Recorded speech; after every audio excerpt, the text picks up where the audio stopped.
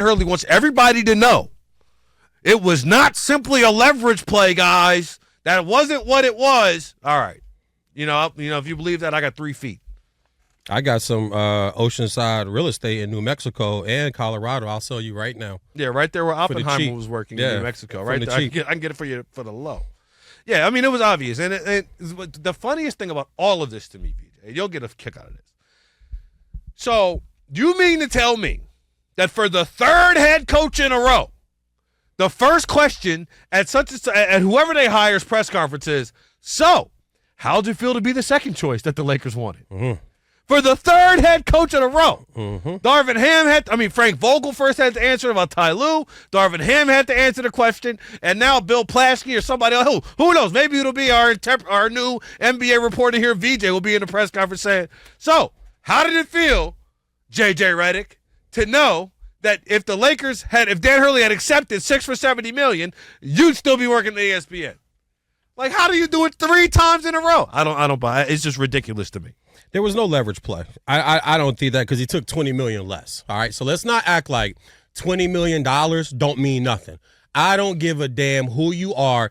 $20 million mean two billionaires. $2 means something. Okay, so he left $20 million. It's the same. I'm looking at a report right now from the registercitizen.com and some of the other papers up there in the UConn and Connecticut area, the Hartford paper up there too, finalizing a 6-year deal for $50 million. The deal was here for $6 for $70. Leverage is such an easy. To be honest with you, Martin, it's hard to believe any of these stories. I think this is the perfect story for people to be able to express their opinion of why he didn't take the job.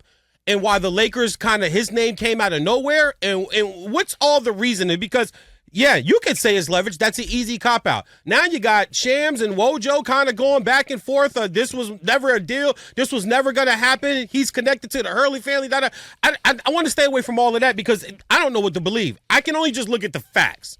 The facts are you would be coming to a franchise. Number one, I think he should have took the job. Let's start there.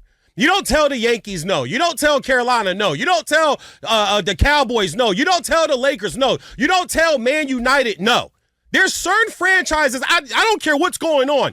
You don't tell them no. When they come and offer you the job, you take the job. That's number one. Number two, in the sports business, we always want to get to the highest level. All of us here all started, some of us, at the lowest levels you possibly could in this business, right or wrong? Right.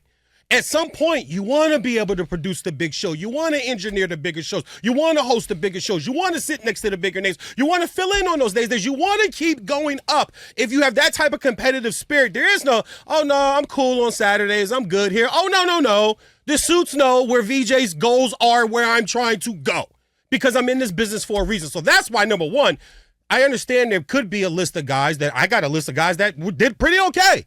That came from college to the pro. So it's not everyone fails. But you take the job. Now, what's the reason why he didn't? Is where I went with, okay, why are you telling the Lakers no? I want to hear Jeannie and Pelinka and all. Can he coach? We know this man is a pure basketball coach. Now, I've been very harsh on him. I think challenging fans as a college coach looks very frat boyish. It feels like you missed your frat boy time, and you're trying to relive it now as a grown-ass man coaching a two-time national championship team. A coach should not be, especially when you got state troopers around you, and you're waving fans to come on. Come on, my man. That's too immature for you. Your last name's Hurley. Couldn't stand your brother, but he was a baller. Your dad's a coach, okay? It's in your blood. Act like it. Be a professional. So why didn't you take this job? He wants to coach. Can you guys honestly look me in the face and everybody in the face and say, as this team and the energy and the vibe is currently constructed, could Dan Hurley truly come in here and coach this Laker team? That means holding everybody accountable. That means having everybody's attention, not having people roll their eyes, not having people stare off, not having people standing near the huddle. You saw the clip that came out, right, when he was tight my huddle. You know, and somebody, of course, people put out there, wow, can't wait to see what this looks like with AD or LeBron or D'Lo when they're not having a good game. When he acts this way, that stuff's all valid. Because we know this is a player league now, 100% and completely. The owners still own, but players can get GMs fired. Players get Mark, can you remember a time where so many coaches are really player fired within the last 15-year stretch of your life of watching the NBA? It's crazy nowadays. If a player has to say one thing, Frank Vogel, 1 year in Phoenix.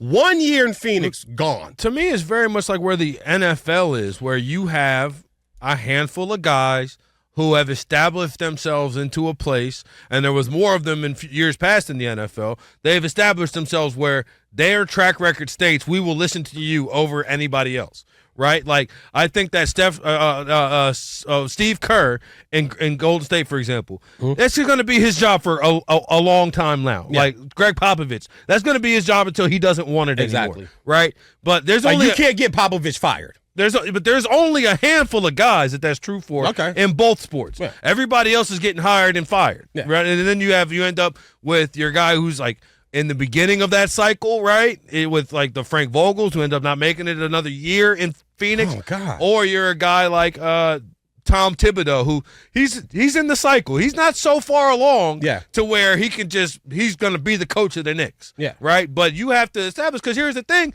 you pay the players more. I think he's submitted as the coach of the Knicks. I think he could I say this. I'm not reporting that his job it would take Brunson to be the complainer. But that's what I'm saying. That's the only player. None of them other dudes can get him fired. But that could happen still, though. You know what I'm saying? Like, I'm not saying that it will. I'm not reporting that it will. Of course. I don't have any idea. I'm just hypothetically speaking. I'm just putting it out there, right? Like, I think that I don't think he's that kind of kid, though. I don't think Brunson has that kind of personality. It has to be the type of personality. But also, there is an idea of partnership there, right? When we look at the coaches in the NBA now, coaches in the NFL now, you got to have a level of partnership and buy-in from your star players, or it's a wrap.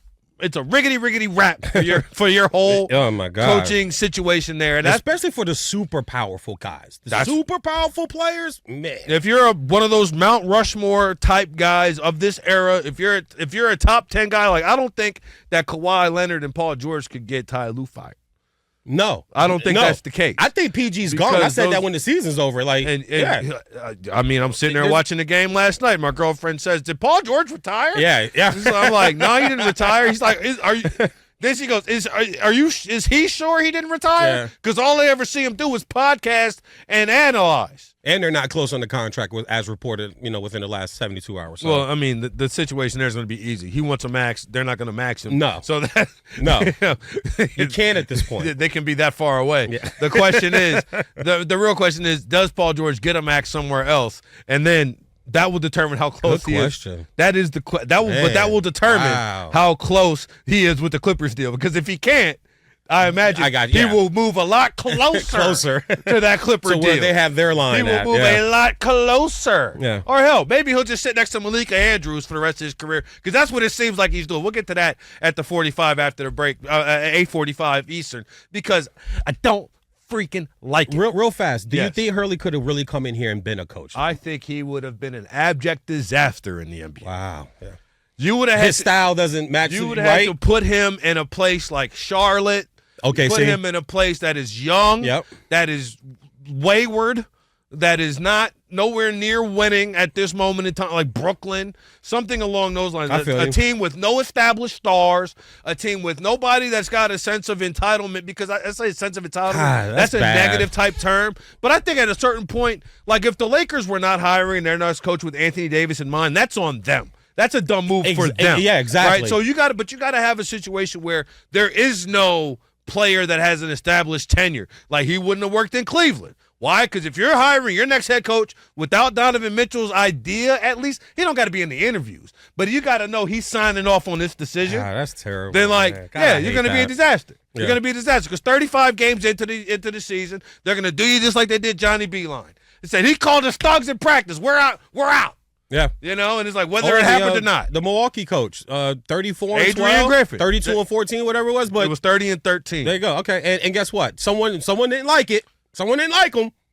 And I texted my guys who are in that business, who are in the business of knowing what people are thinking and doing, and they came back to me all to a T. Said, nah, it wasn't. It was him. Like, they didn't want to play for him anymore. Wow. It wasn't about this or that, or it wasn't about why.